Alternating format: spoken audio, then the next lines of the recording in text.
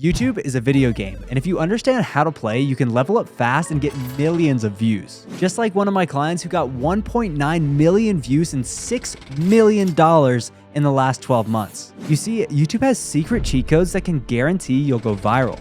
And I even used these cheat codes myself to go from 0 subscribers to over 1,000 in the last 30 days. I learned these by working with people like the Cheeky Boyos, Eric, and Young Gravy. But unfortunately, 99% of small YouTubers don't know them. So it's no wonder that when you post a new video, it doesn't even get 1,000 views. And I'll be honest, it is not because your content is bad. It's because the top creators understand that there are shortcuts to going viral. And just like a video game, once you learn how to play, you can advance through the levels much faster. In this video, I'm giving everything away for completely free so that your next video can look like this. Over the next 10 minutes, I want you to pay close attention to how I ask questions. You'll notice something weird. There's a famous copywriter named Alan Sultanic. One of the writing secrets that he uses that makes it impossible for readers to leave is called Assumptive Questions. He uses it to sell you, but we can also use this to go viral on YouTube. And I know this works because when I tried it, these were the results. Assumptive questioning is where you predict and answer a viewer's question before they even ask it. In real life, this is extremely difficult to pull off, but when writing a YouTube script, it's very easy. But most people have never heard of it. Assumptive questions are most powerful in an intro because it makes it harder to click off.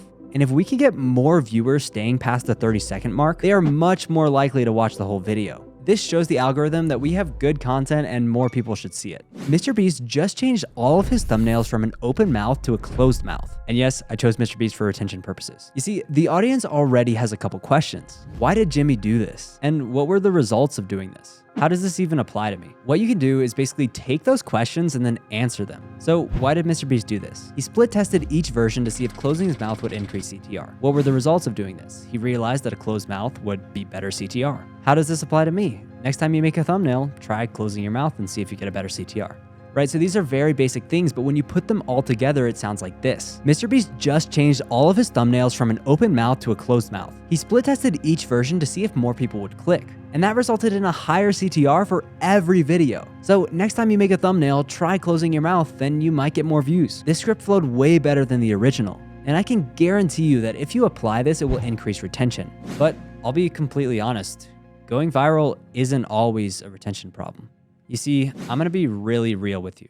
Most beginners do the one thing that YouTube hates, and it's almost always the reason that they're waking up with no new subscribers. So until they understand this, they're gonna think that the algorithm is against them. YouTube works in a ranking system where there are millions of videos constantly in competition with each other all the time, all trying to be shown to the right viewer. And it's your job as the creator to show YouTube who your videos are for. But this is where 99% of people mess up. Now, MrBeast used to make videos that got no views. When he posted this video, YouTube thought, oh, he's a Minecraft YouTuber. Let's push his content out to Minecraft viewers. But then he posted this video. Now YouTube thinks, oh, he's a gaming channel. Let's push his content out to gamers. But then he posted this. YouTube pushed this video out to his gaming audience, but heard nothing back.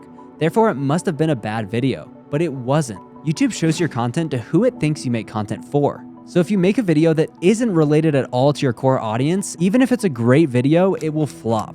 So here is my game plan for you. Take out a notepad right now and write down all of the topics that you're interested in talking about. Then circle your top 3 that you've been interested in for over 3 years. Now head over to Google Trends and compare those 3 topics. The highest one has the best potential of going viral because you'll be able to make consistent videos about one topic that one audience will respond to. Keep doing this for 3 to 6 months and let me know how many subscribers you have. I've been doing it for just 1 month and I have 1,000 so far. But if you want to take it one step farther, I have to tell you about the best YouTube advice I ever heard. And it all has to do with the show Friends. When you and millions of other people sit down in front of your TV to watch the show Friends, you know exactly what you're gonna get.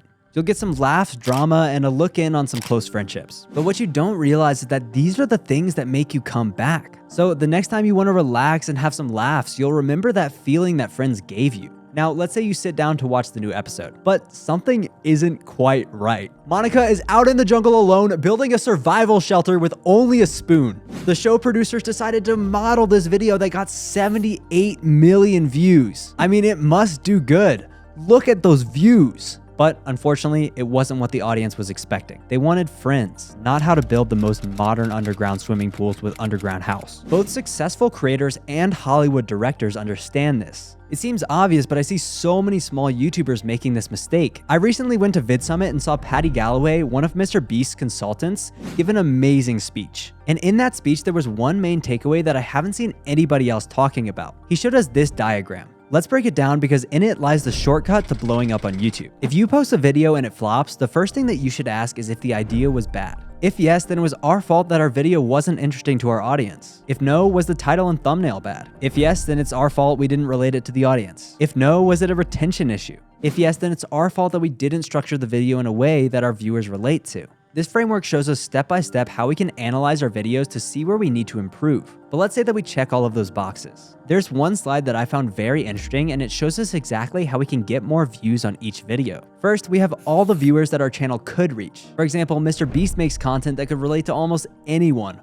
while Iman Gaji makes content that's kind of capped out at entrepreneurs. Both of those are gigantic niches, but Mr. Beast has about 100x the view potential of Iman. Next, our idea determines the amount of possible views that we could get. For example, when Mr. Beast made this video about every single country in the world competing for $500,000, it did really well because it's such a high view ceiling. It targets almost everyone. But when Iman makes a video about students, it caps out at all the English-speaking students on YouTube. If you have a perfect video, which is completely impossible, you could reach everyone in your idea ceiling. But realistically, you will only reach a portion. So there are two ways to increase views. You either have to increase the height of your idea ceiling or execute your videos better. And typically, it's much easier to increase your TAM or total addressable market than it is just increase your production. But we have to remember that depending on your goal, having a lower TAM could be better. For example, Iman made the student video because he's trying to sell them a product. If he was aiming for views, he would change the title to this, but because he wants to sell these students a product and his target audience is students, that's who he made the video for. And the more specific you go and the more you decrease your TAM, the easier it is to sell people. But let's be honest, most of us are just trying to go viral. Speaking of Iman, I had a call with his lead creative guy this morning, and he shared something that I've never heard anyone else say. Sometimes late at night, I find myself going down the YouTube rabbit hole. I find myself watching videos like how daily life was in the Roman Empire, or what is at the bottom of the ocean. And after I go down these rabbit holes, I'd never feel productive or good about myself.